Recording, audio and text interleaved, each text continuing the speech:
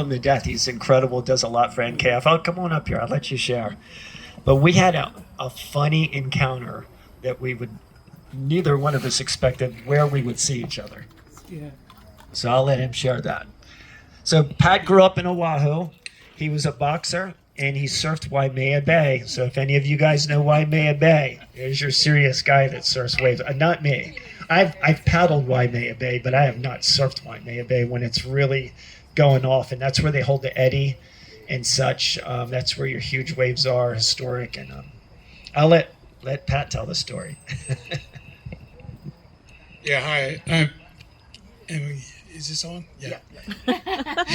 I'm Pat Cuyno from Ever Beach. And I don't know where to start.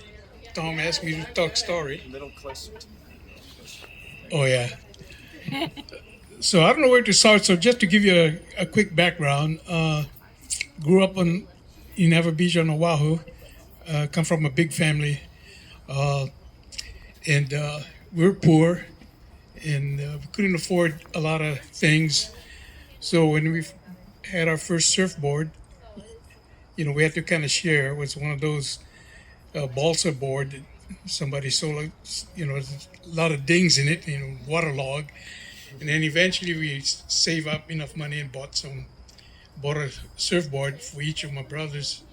We all bought our own that were made out of Clark foam. It's much lighter, much easier to paddle out. And my brothers, they like the 10-foot waves about their max. They didn't like the bigger waves. I was one of the crazy ones, I wasn't satisfied with the small. My love was a big wave. I think it comes from, being kind of nutty and crazy because my brothers and sisters were into music, right? Except me. I was into sports. I played football. I was a boxer.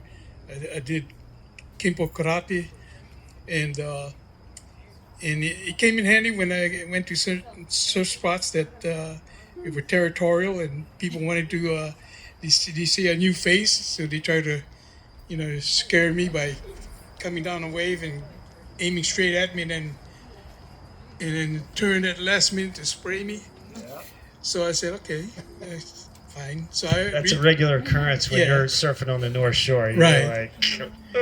So I returned the favor, and then they didn't like it. So they said, I'll meet you out on the shore. We're going to settle this. I said, no, I didn't come here to fight. I came here to surf, to have fun. But they didn't know I was a boxer. So we got on the shore, and then and they, I tell them, hey, I'm here to have fun. But they insisted. I said, so I warned them, it's not going to end well for you. I think I hear impact coming. Yeah. So I let them take the first swing, and that's all it took. Because when a guy take a first swing, if that person is a trained fighter or not. The way they throw the punch. Boxers, they throw the straight punches.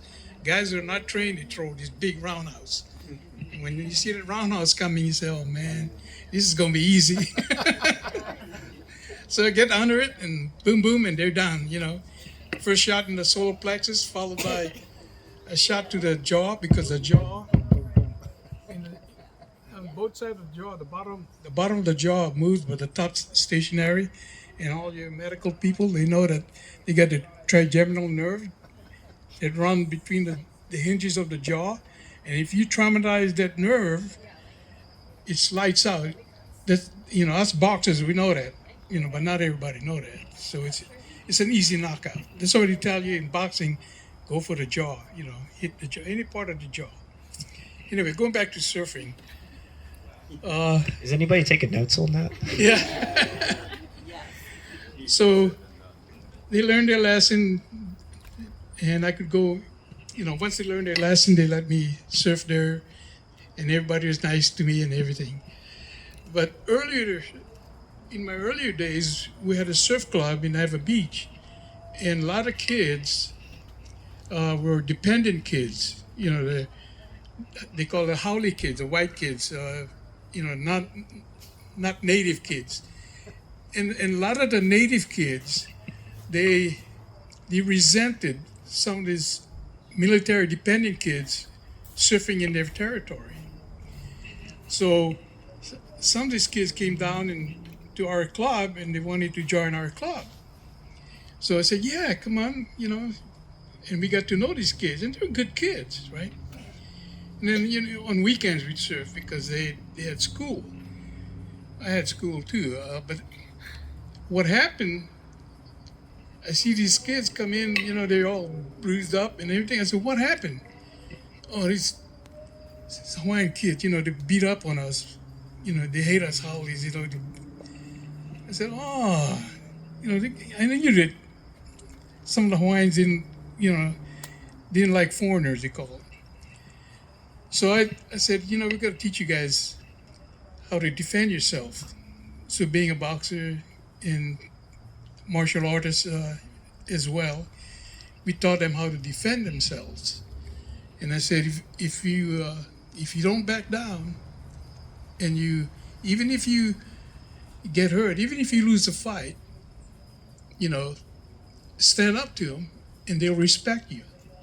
And after that, when they showed that they weren't backing down, thanks to the training we gave them, it helped them gain some respect. And now they made friends. The local kids start welcoming them in their surf areas and all that. So fast forward, when I came to Florida, after being away from surfing for 12 years because of military and IBM sending me around the world, I came to Cocoa Beach and I saw surfing. My boss at IBM, when I was working in the Pentagon, told me one day, said, how'd you like to go to surf capital of the East Coast? I said, where's that? I said, Cocoa Beach. I said, where's that? I said, Florida. Okay, what am I going to do there? He said, well, you're going to be writing the software to launch the shuttles. What's a shuttle? Just shut up and go. So, so I come over here, and I look around and I said, where's the surf? I thought you said they had surf here, And you get two, maybe 3 footers roll in. So it's 2 foot, let's go. Yeah. It's going off. So after 12 years of not surfing, your shoulder muscles and stuff are out of shape now. But I had to get back. So the small waves allow me to get my muscle back, because in big waves, it's a good thing, another thing too, jumping back to the big wave, because of my boxing experience and I had good lungs as a boxer, you do a lot of road work and stuff like that. When I wipe out on those 20, 30 footers, it held me underwater like you were saying. But to me, it didn't bother me because I could hold my breath for 3 minutes. Now 3 seconds is the max because I got too fat. Anyway, so going back to Cocoa Beach, so the first summer they had a hurricane come in, and it was Hurricane Bell. I don't know if you guys were born yet, but anyway. What year was that? 76. So I said, oh, waves, finally waves, and they're cranking about. Hurricane Bell stayed offshore for 500 miles offshore, just spinning. It's stationary, pumping wave after wave. In Hawaii, when you get big waves, at least you have channels that don't break. So you paddle out through the channels to get into the lineup. In Cocoa Beach, you got one long wall, and you have to duck dive all the way back out there, or bust through all the white water. By the time you get out there, you're exhausted. But anyway, when I got out there and I was looking around, I said, where's everybody?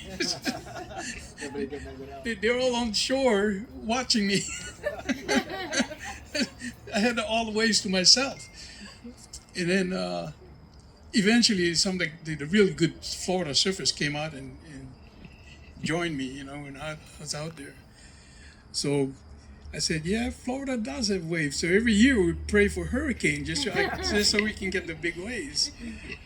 Uh, I don't know. I ramble on too much. Anybody have some questions and want to know more about my big wave Waimea Bay experience? Like, Let them know how we met, like when we were both on the North Shore. oh, yeah, the way I met Tom. Well, yeah, what happened? You knew me before. I knew him before, but my niece had passed away, and I knew Tom was going to be in Hawaii, right? Because I told him, hey, I'm going to Hawaii, and he said, you probably be in Hawaii too, and he gave me your phone number. So when I went to Hawaii for my niece's memorial, I called Tom and invited him to the church service and the memorial. And then he came and he went and we ate a lot of good Hawaiian food in that big celebration of life thing. And Thomas told me he was painting this church in North Shore in Sunset Beach. I said, okay, when I have time, I'll drive by and take a look. So we drove around the island, my family and I came by this church and I see the outline of this thing that he was going to paint. So I said, I got to come back again. So I came back another day and he was there, painting some more. So I pulled up in the parking lot and I sat there watching him paint. He didn't know I was watching. I was in the car. So we were sitting in the car just waiting. And you were talking to somebody at first and then he left. He had the step ladder in front of him. Yeah, that scaffolding, and then I was on a step ladder. Definitely OSHA violation, big time. Yeah. So I was a little edgy when someone would talk or come up behind and say hi. And hearing Pat's voice, it was like, whoa, what is that voice? And he snuck up behind me when I was painting that thing. Yeah, and he did a beautiful job, and I took a lot of pictures. And if you want to see it, I have the biggest mural, I believe, on the North Shore. You just can't see it. Yeah. It was painted over, but it's still there. They painted over it, so I still brag about it. It's still there. Yeah, it was a church facing the highway, so you can help but pass by and see it, and it was fun. It was a masterpiece. You did an excellent job. I couldn't. Yeah, I was scared about doing it. I was so intimidated being on the North Shore with all the world's best surfers there, and I'm getting to paint a wave right where they surf because it's probably 200 yards down from pipeline. So just an amazing location. And my daughter worked there and served in the church and was managing an office, so that I was volunteered as a maintenance guy for a good year or two over there. And they asked me to paint the front of it, paint a wave, and I'm like, really? The church is going to allow that? I didn't believe it, and they're like, yeah, we want you to do it. And I was just in shock. So it ended up I did it, and it was really crazy because that's when I was painting a lot more, and this guy from Europe stopped by and met me, and he's like, I want to open a gallery with your artwork, and like, oh, okay, all right, whatever. How do I take this? And he's like, you come to our dinner. And I got invited to this huge mansion right down from Kelly Slater's house on the North Shore. It's a premier neighborhood right down, if anybody knows, right south of Waimea Bay, in between Haleiwa and Waimea Bay. And I'm dining and wining and dining with, I don't know, a real estate mogul and this guy from Europe. And he was granted, I think, inherited millions and millions of dollars. And I'm like, oh my gosh, what am I got to start doing some paintings. He's like, I want you to do some paintings. And I'm like, where's this going, God? This is crazy.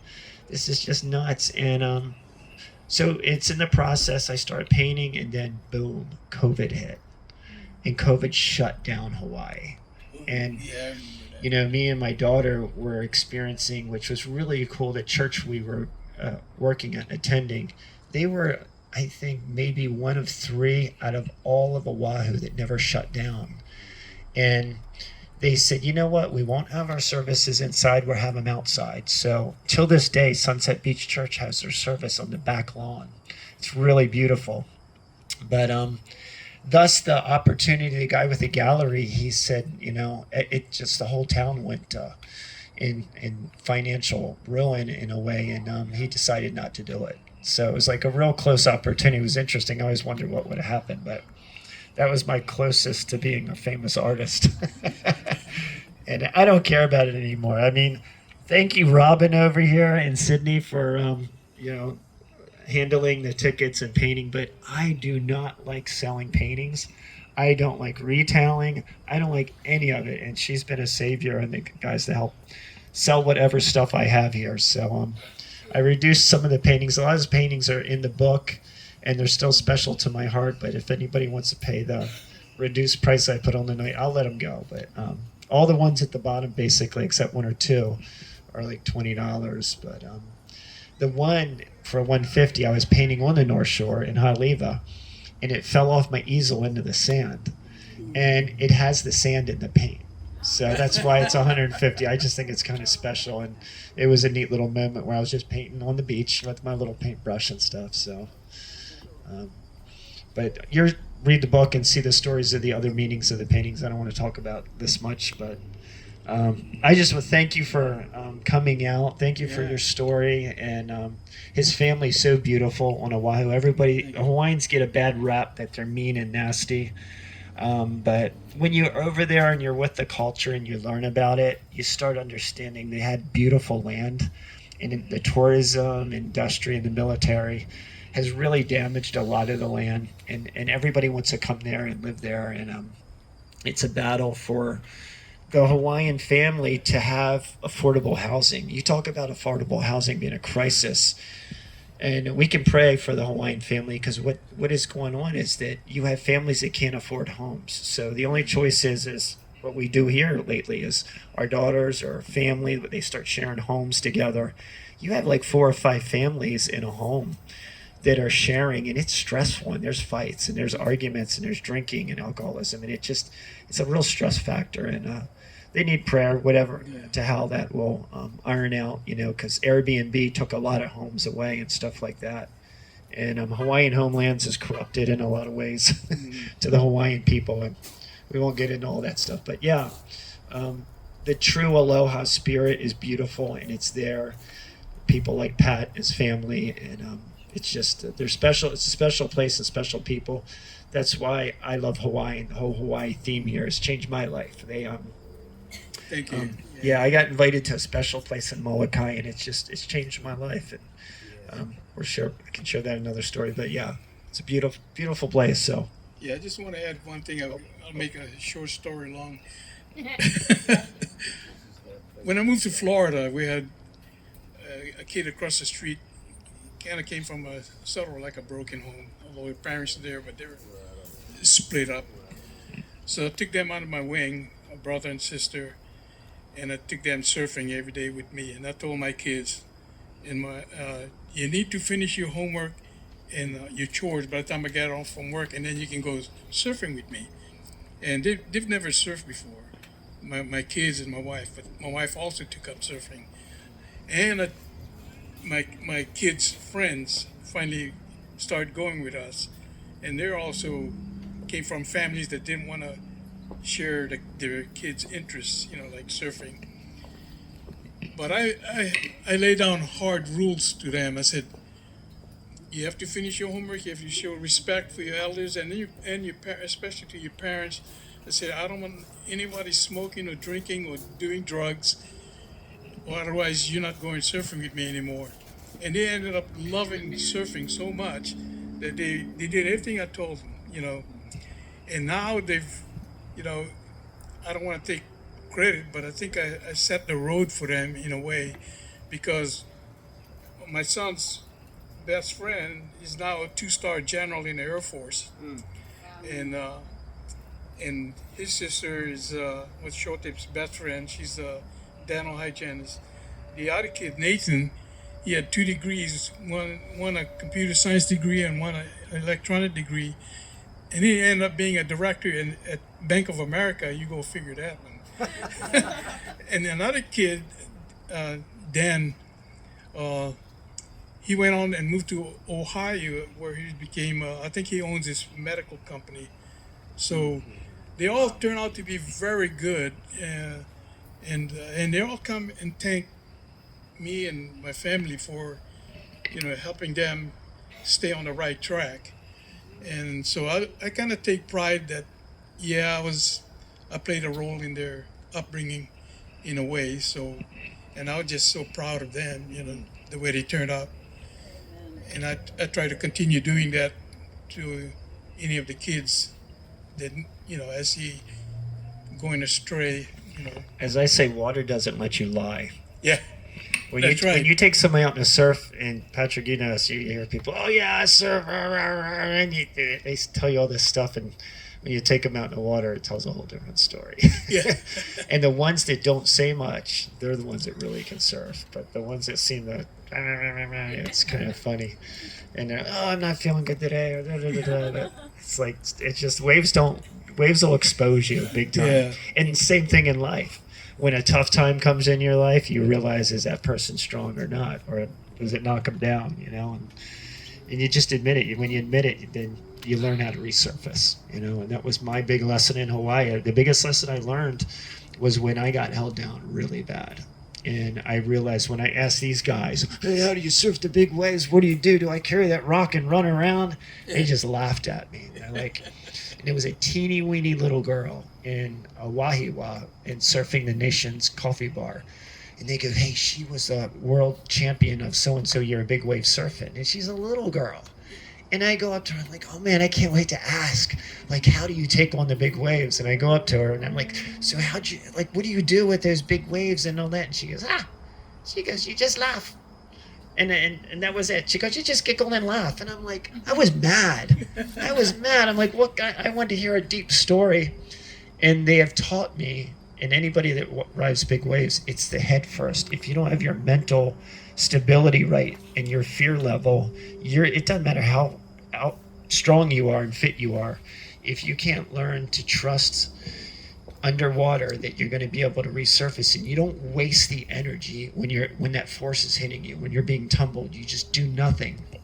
It buys you twice the amount of time underwater to hold your breath to be able to resurface.